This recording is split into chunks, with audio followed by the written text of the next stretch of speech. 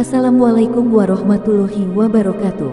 Allahumma sholli ala Sayyidina Muhammad wa ala ali Sayyidina Muhammad.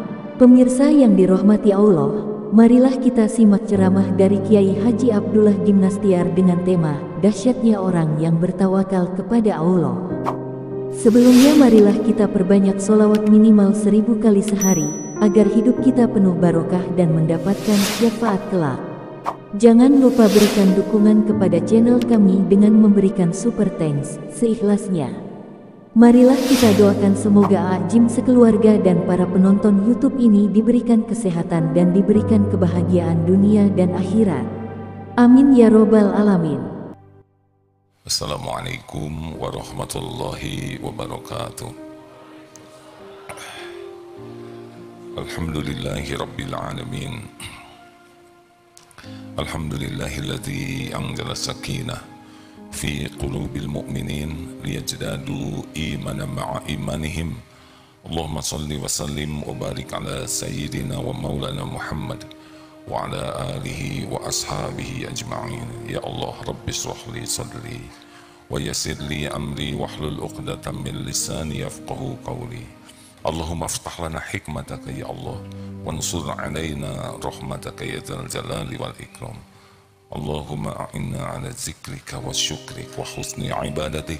Allahumma inna nas'aluka imanan kamilan wa yaqinan sadiqan wa qalban khashi'an wa lisanan zakiran. Taqabbal minna ya arhamar rahimin, taqabbal minna ya karim, innaka antas sami'ul alim. Amin ya rabbal alamin.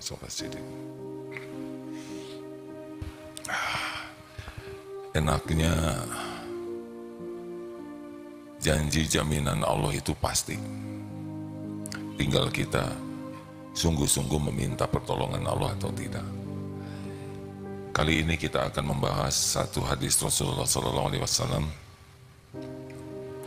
Hadis Hasan Sahih diriwayatkan oleh Imam Tirmizi, ya, tentang tawakal. Fadhil Ustaz.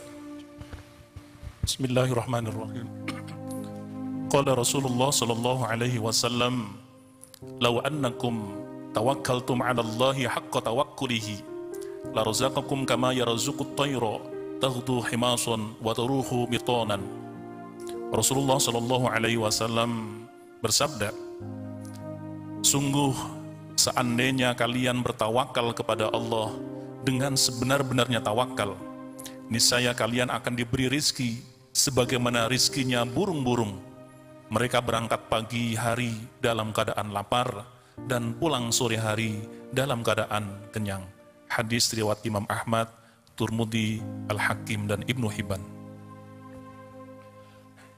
Hadirin, di dalam surat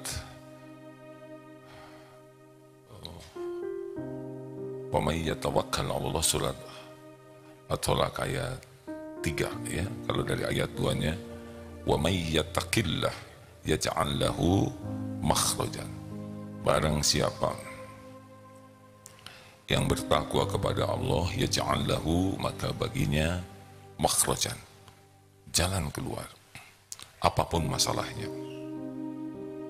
kecil, sedang, besar, rumit, ringan, masalah keluarga, anak, orang tua, fisik, ekonomi, usaha, masalah apapun pasti ada jalan keluarnya. Wa yarzuqhu min haitsu la yahtasib, dan Allah akan memberikan baginya rizki dari tempat yang tidak disangka-sangka, tidak terpikirkan, tidak terdeteksi. Wa may yatawakkal 'ala Allah, dan barang siapa yang hatinya bulat, utuh, bertawakal hanya kepada Allah, fahuwa hasbuh, maka baginya Allah cukupi. Jadi masalah yang kita hadapi itu bukan ancaman. Ancaman kita adalah jauh dari ketakwaan. Karena masalah yang ada sepenuhnya ada dalam pengetahuan Allah, terjadi dengan izin Allah, dan solusinya pun sudah Allah janjikan. Jadi masalah kita bukan pada masalahnya, tapi ketakwaan kita inilah yang membuat kita jauh dari pertolongan Allah. Kita tidak usah risau dengan masalah yang akan terjadi, tapi risaulah kita tidak termasuk orang yang layak ditolong oleh Allah. Apa takwa? Banyak definisi, tetapi muaranya sama. Orang yang takwa itu adalah orang yang yakin ke Allah, yang berbuah patuh kepada perintah Allah dan menjauhi apa yang Allah tidak suka. Kalau ditambah tawakal, tawakal itu haqqut tawakkuli, seperti yang disabdakan law annakum kuntum tawakkalna 'alallahi haqqut tawakkuli. Seandainya kalian benar-benar tawakal kepada Allah yang sebenar-benarnya, diibaratkan seperti burung yang keluar dalam keadaan lapar dan pulang dalam keadaan kenyang. Dicukupi oleh Allah. Wa may yatawakkal 'ala Allah fahuwa hasbuh. Allah Subhanahu wa taala tahu persis semua yang kita perlukan, bahkan yang belum terpikir oleh kita. Jadi jangan risau dengan keperluan kita, tapi risaulah kita belum termasuk orang yang tawakal. Jelas, hadirin? Allah tahu keperluan kita, lebih tahu dari kita sendiri. Allah tahu keperluan makan, minum, nutrisi, keperluan tidur, keperluan lahir, batin, akal. Tidak ada satupun yang kita perlukan, melainkan Allah tahu. Mengapa Allah tahu? Karena Allah yang menciptakan keperluan kita. Seperti perlu oksigen. Kita tidak tahu berapa banyak oksigen yang kita perlukan. Allah menciptakan paru-paru, Allah menciptakan sel-sel ini yang memerlukan oksigen, dan kita tidak tahu berapa jumlahnya, bagaimana mengirimkan agar ujung jari ini dapat oksigen. Allah ciptakan keperluan kita, Allah siapkan keperluan kita, dan selama ini pun cukup. Tetapi akan lebih tercukupi. Hadirin, ada yang diberi kecukupan tapi hatinya tidak merasa cukup. Jadi yang mahal tuh bukan hanya dicukupi keperluan kita, tapi hati kita jadi cukup kepada Allah, itu yang mahal. Seperti kita diberikan rezeki, semua diberi rezeki, tapi diberi rezeki dan diberi keyakinan rezeki ini dari Allah, itu beda lagi. Lalu diberi kemampuan mensyukuri rezeki ini, itu lebih tinggi lagi. Masya Allah. Jadi jangan terbatas kepada cukup versi kita, ya. Nah, kenapa kita galau, resah? Karena kita banyak cemas dengan sesuatu yang kita inginkan, cemas dengan sesuatu yang kita perlukan. Tapi Allah menciptakan cemas di hati kita, ya tujuannya supaya kembali ke Allah. Nah, hadirin sekalian, maaf ya, kalau di Terawang ini rata-rata banyak keperluan, ya. Benar? Ini ada tamu dari mana? Oh, dari Purwakarta dan Cikalong Wetan. Masya Allah, sudah 2 tahun tidak menerima tamu, ya. Ini tamu yang tidak diundang. Masya Allah, alhamdulillah. Ibu punya keperluan tidak? Apa saja perlunya? Ya, kalau banyak sebut 3 saja, Bu. Tuh, bingung ya. Ibu perlu kasih sayang, betul tidak? Ibu perlu bayar cicilan, betul? Sudah tidak perlu dijelaskan, Bu, ya, karena saya tidak akan bantu bayar, ya. Perlu ketenangan. Banyak perlu ilmu, banyak yang kita perlukan dan Allah tahu. Nah, di sini kuncinya ya, hadirin sekalian. Ini maaf ya, santri banyak yang perlu jodoh, ya. Sudah. Perlu kontrakan, perlu buat bayar kontrakan, perlu buat bayar cicilan, banyak keperluan. Sengaja oleh Allah dibuat banyak keperluan. Supaya apa coba? Supaya tidak pernah lepas dari Allah setiap saat. Terus saja Allah, dalam tanda kutip ya, ini tanda kutip, mengganggu kita dengan sesuatu yang membuat kita seharusnya nempel terus ke Allah Subhanahu wa ta'ala, hati kita. Jadi yang tawakal itu adalah orang yang tidak bisa lepas dari Allah. Apapun selalu minta ke Allah. Apapun, keadaan apapun, kapanpun Allah aja. Ini yang tawakal itu begitu. Mana ikhtiar dulu, doa dulu, dua-duanya sama-sama. Ihris ala ma yanfa'u. Bersungguh-sungguhlah dengan apa-apa yang bermanfaat bagimu, wasta'in billah, dan mintalah tolong kepada Allah. Jadi orang tawakal ini selalu nempel ini, ikhtiar dan doa ini. Ikhtiar doa ini nggak bisa lepas. Dia doa, kemudian dia ikhtiar, dia sambil ikhtiar, dia berdoa. Karena setiap saat kita memerlukan pertolongan Allah. Mau bicara ini, minta tolong, Allah lah yang bisa menuntun bicara ini benar, niatnya benar, perkataannya benar.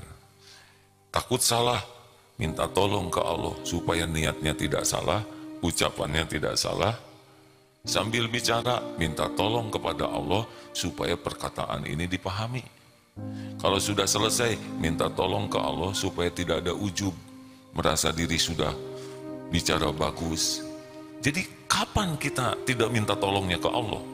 Mau minum, bismillahirrahmanirrahim, minta tolong ke Allah supaya minuman ini bisa jadi penguat ibadah, tidak masuk kemana, tidak jadi penyakit. Berapa banyak minuman yang jadi penyakit, betul? Mau lapar, minta tolong ke Allah pemilik segala rizki supaya yang dimakan itu halalan thayyiban. Mau baca buku, minta tolong ke Allah. Allah tahu setiap buku, mana buku yang diperlukan, mana ilmu yang paling kita perlukan saat ini. Allah tahu siapa penulis buku, Allah tahu niatnya orang menulis buku, Allah tahu manfaat dan bahayanya dalam. Minta tolong ke Allah. Jadi bagaimana mungkin kita lepas dari Allah? Jadi orang yang tawakal itu pasti terus menerus doa dan menyempurnakan ikhtiar. Karena tidak mungkin kita melakukan sesuatu tanpa doa. Kemarin ada yang bertanya, saya naik sepeda tidak tenang. Kenapa? Karena ingat listrik, katanya baterainya takut habis. Saya tidak tenang, kalaupun baterainya ada, saya mikirkan terus gaji karyawan, pekerjaan. Gimana seperti ini? Justru masalah itu supaya ke Allah terus. Jadi setiap saat mau kerja, ya Allah, Engkau tahu masalah kantor kami, Engkau tahu semua keperluan, tolonglah ya Allah. Apa yang harus saya lakukan? Klien mana yang perlu saya jemput rezekinya? Engkau yang titipkan di sana dan kami yang jemputnya. Ya Allah, kesalahan dan kekurangan apa yang kami lakukan, bimbing kami agar kami bisa memperbaikinya. Jadi mikirkan masalah perusahaan itu jangan lupa ke Allah yang Maha tahu persoalan perusahaan, rezekinya di mana, masalahnya apa. Kenapa kita tidak minta tolong ke Allah? Benar? Kita mikir sendiri, sedangkan Allah sudah janji. Ini dengar ini ya, ini favorit sekali.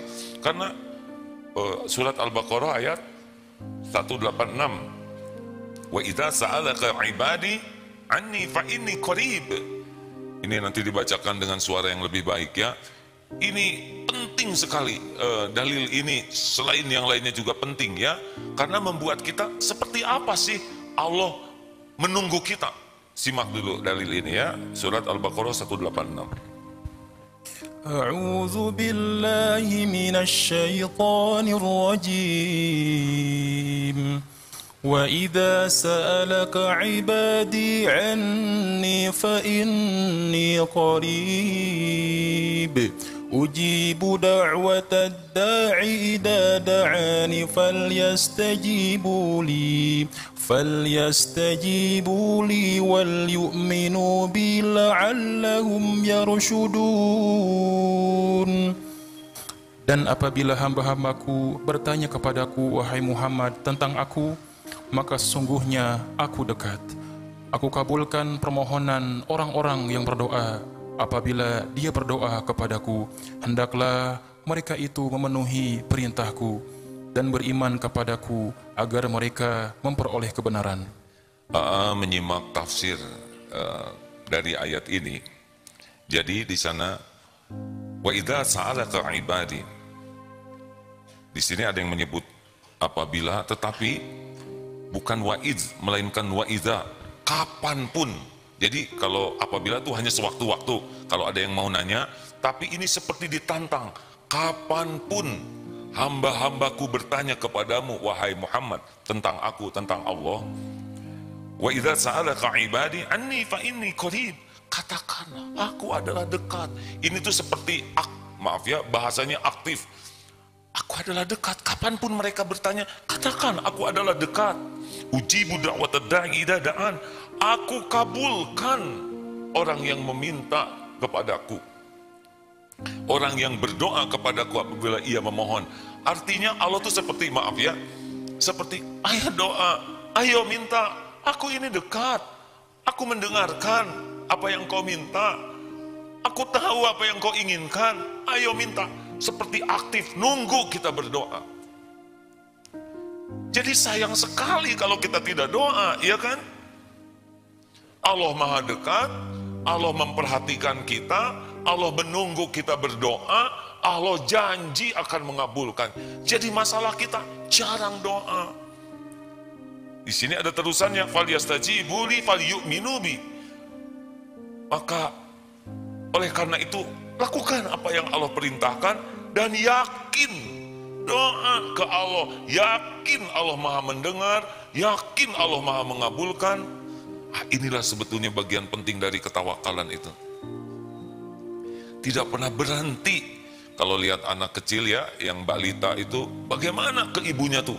Menoleh terus, jauh sedikit ibunya, dia tangannya langsung meraih baju ibunya.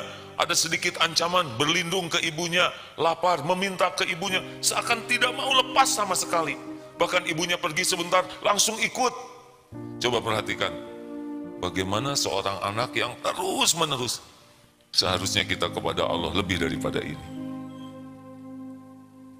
Jadi masalah kita tuh, maaf ya, kebanyakan mikir yang nggak jelas ya. Udah mah bingung mikir. Sedangkan Allah maha dekat, maha memperhatikan, maha menunggu kita meminta. Dan Allah janji mengabulkan. Harusnya setiap saat, mau apa saja, mau apapun.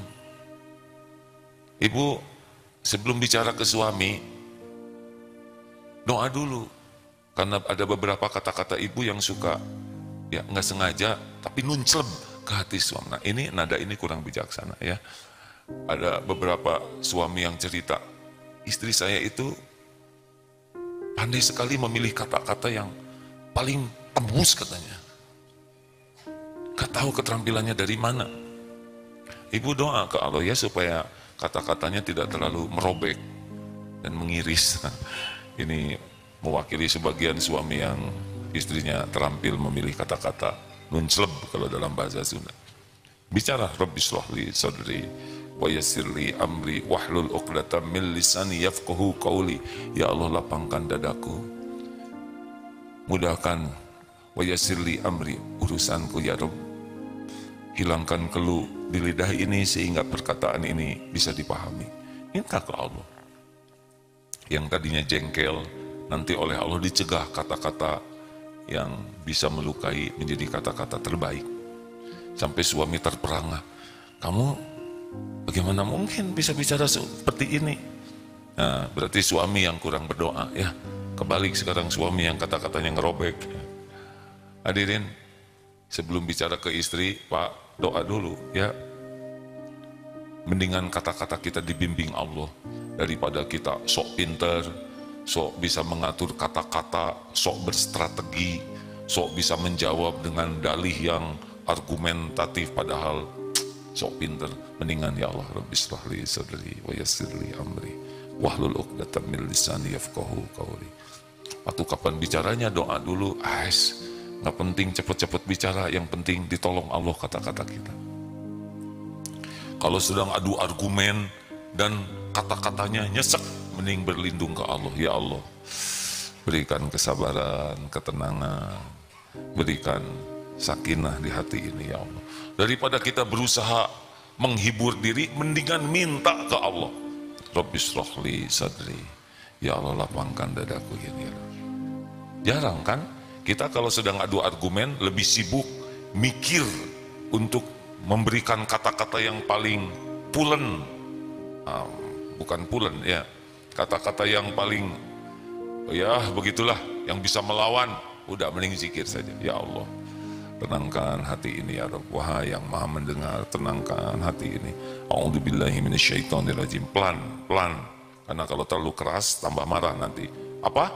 Kamu berlindung kepada Allah dari godaan setan? Memangnya saya setan? A'udzubillahi minasyaitonirrajim. Tenang ya. Jangan nyeletuk. Mirip. Itu juga masalah baru. Tahan ya Allah. Qalu salaman.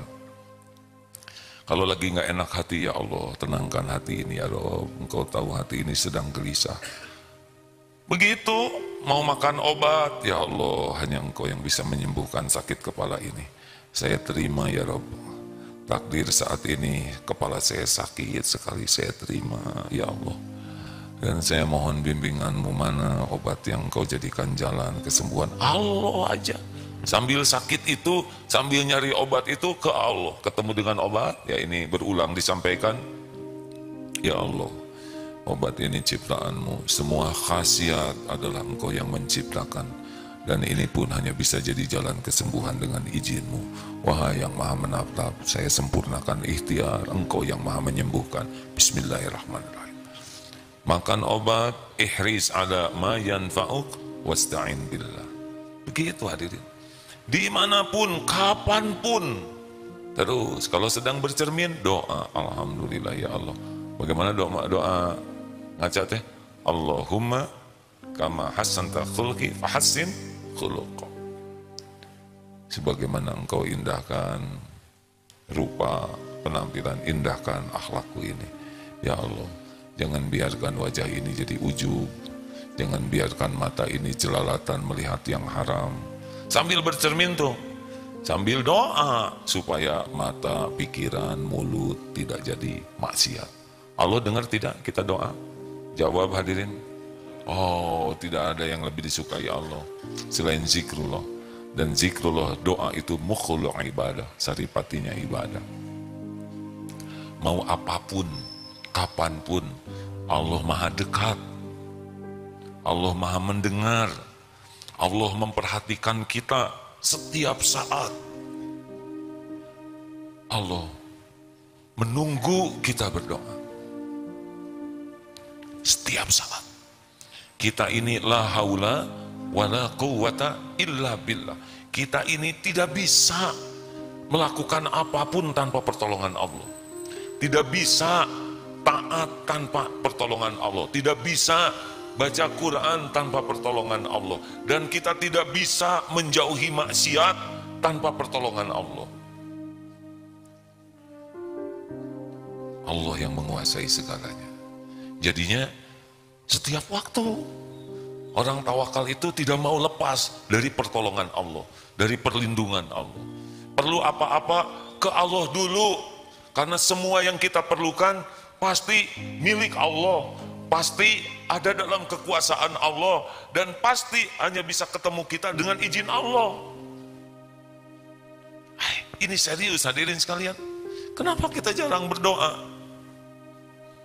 Karena kita belum yakin. Allah yang menguasai segala-galanya, belum yakin. Allah maha dekat, belum yakin Allah maha mendengar. Jadi urusan kita yang sebenarnya itu adalah kesibukan kita bersama Allah. Nanti Allah membimbing kita. Ketemu siapa, bicara apa, emosi kita terjaga, harus jualan kemana, dapat modal dari mana, semuanya nanti kita terbimbing oleh Allah. Apakah mungkin kita tawakal seperti itu?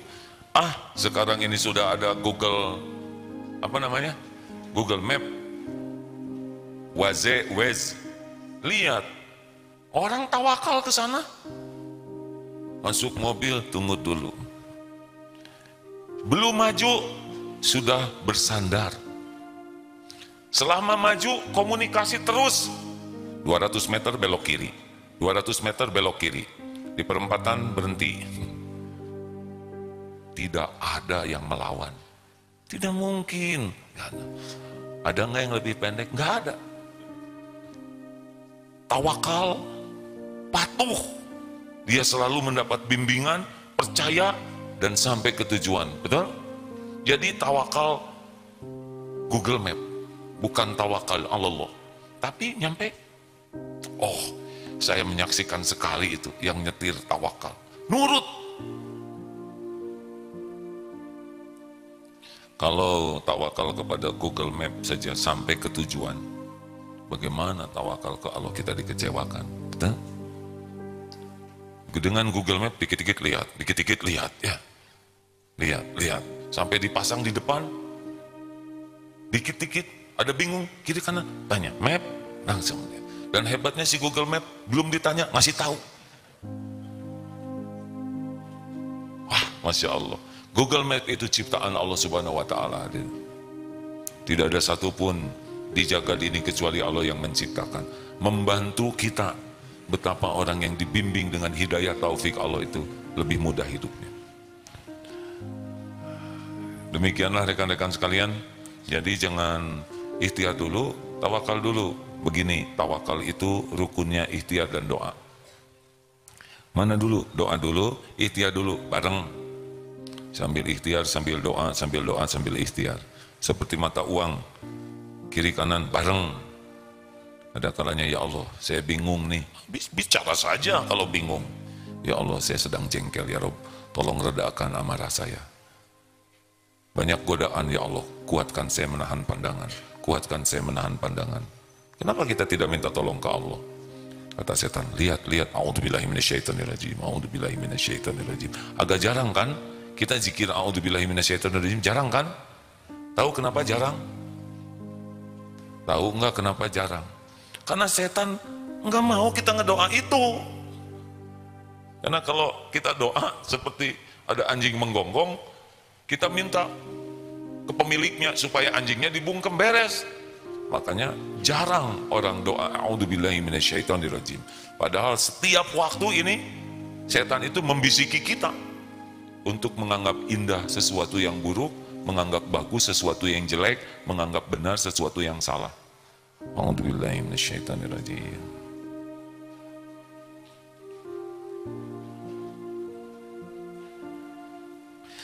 Kita dengar ada yang sedang mengamen. Satu, itu saudara kita. Dua, kalau boleh milih pasti dia tidak mau hujan-hujanan ini ngamen. Benar? Kalau punya pilihan yang lain jadi direktur, beliau pasti milih jadi direktur. Ya kan? Berat hadirin, hujan-hujanan ngamen begini. Mau jengkel, mau meremehkan, tidak jadi solusi. Lebih baik beri uang yang cukup, ajak ke masjid untuk ngaji. Tapi siapa yang bergeraknya? Ya, Ustadz Fahrudin kelihatan Ustadz. Sebagai kiai di sini, saya kan bagian mengingatkan kiai. Ya. Jangan suka menganggap remeh saudara kita yang kalau boleh milih pasti beliau tidak mau. Amin. Ada yang pakai cat bronze, sekarang ada yang pakai apa tuh? Boneka-boneka besar. Berat itu hadirin. Dan sedih terus kan bonekanya juga. Empati itu lebih memudahkan kita berbuat baik. Doakan kalau tidak bisa berbuat banyak. Allah mendengar doa kita. Ya Allah, itu hamba-Mu sedang hujan, amin. Berikan pertolongan-Mu ya Allah. Rezeki yang cukup. Tidak ada ruginya kita mendoakan orang lain. Makanya sebaik-baik keimanan adalah orang yang selalu merasa Allah itu dekat. Jadi dia doa terus, minta tolong terus. Mau tidur, bangun, mau minum, mau makan, mau berpakaian, mau ke toilet. Oh, dengan Allah saja. Dengan keluarga, dengan istri, dengan anak, dengan cucu, badan dengan anak, hati, ya Allah, ini ciptaan-Mu, anak ini milik-Mu, ini anak dalam genggaman-Mu, anak ini amanah dari-Mu, ya Allah, ampuni saya belum jadi orang tua yang baik, ampuni saya belum bisa menjaga amanah ini dengan benar, ampuni saya belum memberi contoh yang baik, ya Allah, ampuni, ya Allah, mata ke anak, hati ke Allah, ya Allah, beri kemampuan saya jadi orang tua yang amanah. Tolong ya Allah. Allah mendengar doa kita. Mungkin kita tidak bisa doa dalam bahasa Arab karena terbatas ilmu kita. Tapi jangan berhenti berdoa dalam bahasa Indonesia, dalam bahasa apapun, karena Allah yang menciptakan bahasa kita, benar?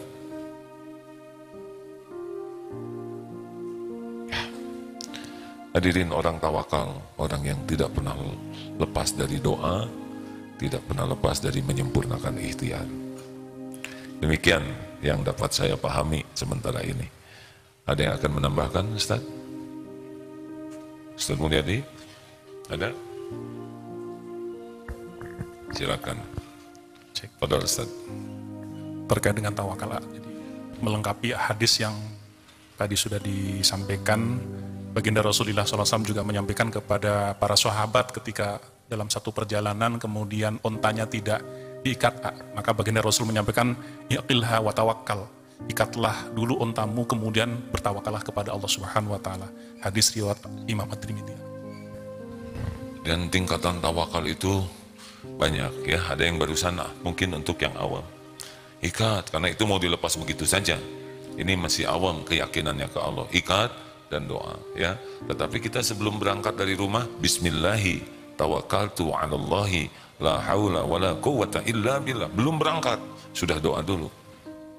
Dan dikatakan kepadanya hudita wa kufita wa wukita. Ditunjuki, dicukupi, dipelihara, dijaga oleh Allah. Minta tolong. Kita tidak tahu apa yang akan terjadi di jalan. Benar-benar tidak tahu. Ini ibu-ibu mau pulang ke Purwakarta, kapan? Sekarang? Gimana sekarang lagi ngaji? Sesudah ngaji. Ya kalau sekarang ya sholat tuh. Ibu tahu apa yang akan terjadi di jalan tidak? Siapa yang nyebut tahu tuh? Tidak tahu. Allah tahu tidak apa yang akan terjadi? Ban meletus Allah bakal tahu? Supir ngantuk? Jadi gimana caranya sekarang? Gak jadi pulang? Doa bismillahi tawakkaltu 'alallah la haula wala quwwata illa billah. Yakin, tambah lagi sedekah. Doa lebih kuat karena doa bisa mengubah dari satu takdir ke takdir lain yang tertulis di Lauh Mahfuz. Ya. Baik, ada pertanyaan, silakan. Silakan Ustaz. Surah Ghafir, surah ke-40 ayat 60. A'udzu billahi minasy syaithanir rajim. Wa qala rabbukum ud'uni astajib lakum. Innal ladzina yastakbiruna 'an 'ibadati sayadkhuluna jahannama dakhirin. Dan Tuhan berfirman, berdoalah kepadaku, niscaya akan aku perkenankan bagimu. Sesungguhnya orang-orang yang sombong tidak mau menyembahku akan masuk ke dalam neraka jahanam dalam keadaan hina dina. Orang yang jarang doa itu sombong. Allah maha dekat, maha mendengar, maha menjanjikan diijabah. Kita tidak mau doa, padahal semua urusan Allah yang menguasai. La yaruddu qada illa du'a. Tidak ada yang bisa mengubah takdir selain doa. Dari satu takdir ke takdir lain oleh Allah. Semua tidak ada yang tidak tertulis di Lauh Mahfuz. Semua sudah tercatat. Tetapi Allah memberikan takdir terbaik bagi yang doa. Kalau tidak doa boleh jadi takdirnya ini. Kalau doa takdirnya yang ini. Bagaimana sudah doa tapi tetap digigit anjing? Pasti itu yang terbaik. Tidak harus kita mendapatkan takdir yang sesuai dengan keinginan kita. Yang terpenting adalah takdir yang terbaik dari Allah untuk kita. Bagaimana kalau yang terjadi yang tidak kita inginkan? Nanti Allah akan membuka hati kita jadi lapang. Allah akan ma asaba min musibatin illa biiznillah wa may yu'min billah yahdi qalbah. Kalau kita hanya yakin ke Allah, walaupun kejadiannya tidak sesuai harapan, Allah akan memberi petunjuk di hati kita, paham hikmahnya, tidak berat nanti. Yang berat itu kan bukan takdirnya, yang berat itu tidak menerima takdir. Ya begitulah hadirin sekalian, semoga ada hikmah dan manfaatnya. Ada pertanyaan dari tamu? Tidak ada ya, karena udah mau pulang, alhamdulillah. Ibu mau nanya, ibu sudah tahu kan, dilarang mempersulit orang lain, ya. Punten, alhamdulillah. Malam Jumat yang lalu, Kamis lalu ada tamu juga kah? Sudah mulai berdatangan, kata Pak Gubernur, silakan kegiatan, yang penting M-nya 1, pakai masker katanya, ya. Ya silakan aja, Bu. Bisa dibantu? Iya Bu. Sudah bunyi teh.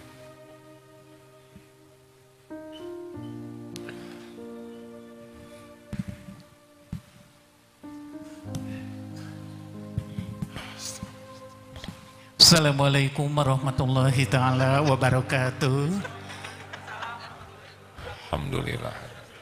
Yang terhormat Al-Mukarram Bapak Kiai Hakim, saya sangat bersyukur sekali atas nama perwakilan dari rombongan Majelis Lalim Yayasan Taubatun Nisa Kabupaten Purwakarta. Kami menyampaikan salam silaturahim, namun kami ada kepenasaranan Pak Kiai, karena kami sangat berharga sekali bisa bertemu, bertatap muka, juga sekalian bertanya. Yang pertama dengan takdir, yang keduanya dengan mohon maaf banget, saya tidak menuju seseorang, hanya seandainya ada orang yang sekian lama dia nggak korupsi tapi dia masuk penjara.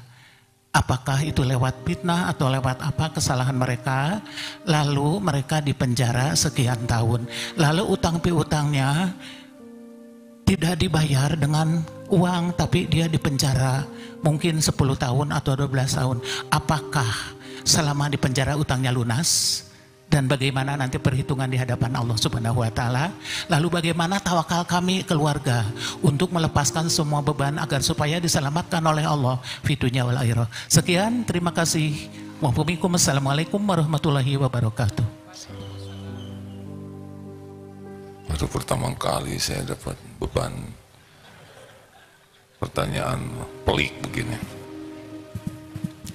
Ibu, kalau bicara takdir, kalau sudah terjadi, ya itu takdir. Kalau belum terjadi, maka bicaranya adalah kesungguhan ikhtiar dan kesungguhan doa. Kalau sudah terjadi, katakanlah qadarullah wa ma syaa fa'al. Ini adalah kehendak Allah dan Allah berbuat apa yang dikehendaki. Misal ada orang yang tidak korupsi, lalu dipenjara. Kan dosa orang tidak cuma korupsi saja. Dari mulai balik pasti ada dosa. Nah mungkin ya, salah satu cara Allah membersihkannya adalah lewat dihukum ini. Bagaimana orang tidak salah dihukum? Di dunia banyak orang yang tidak salah dihukum, tapi tidak berarti dihinakan oleh Allah. Boleh jadi itulah saat Allah membersihkan dari semua dosa-dosanya, sehingga selama dihukum ini gugur dosa-dosanya, tambah lagi selama dihukum ini ibadahnya jadi bagus, keyakinan ke Allahnya jadi sempurna. Berapa banyak ibu-ibu pernah baca tuh, ada ibu-ibu yang ditahan kemudian jadi hafal Quran. Gara-gara di penjara syariatnya jadi hafal Quran. Pertanyaannya, kenapa ibu-ibu belum hafal Quran? Karena belum.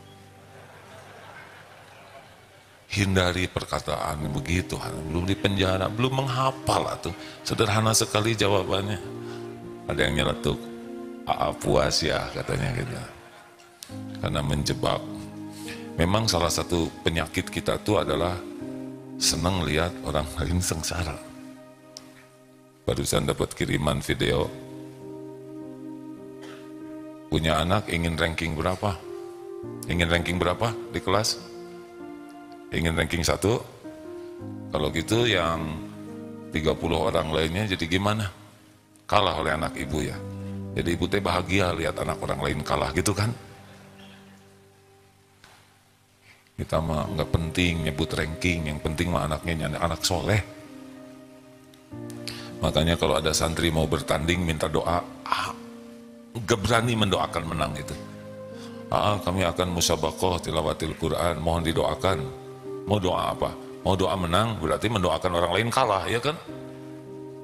Dah, mending doakan semoga diterima oleh Allah jadi amal soleh, titik. Dan siap menyikapi takdir apapun. Kalau takdirnya menang bisa tawadu, kalau takdirnya tidak menang bisa legowo, dah itu. Gak penting dah, piala mah bisa beli sendiri, ya. Jadi pertanyaannya apa Bu tadi? Nah, bagaimana tentang hutang piutang? Kan belum pada meninggal, ya kan? Udah, doalah ke Allah terus. Pokoknya kalau punya utang harus niat bayar dan harus minta tolong ke Allah dibayarkan. Allah tahu orang ini niat bayar atau tidak. Kalau tidak niat bayar, walaupun utangnya kecil, enggak akan kebayar. Kalau niat bayar, utangnya besar, dan dia minta tolong ke Allah, Allah bayarkan. Gimana aja caranya? Oh, terserah Allah.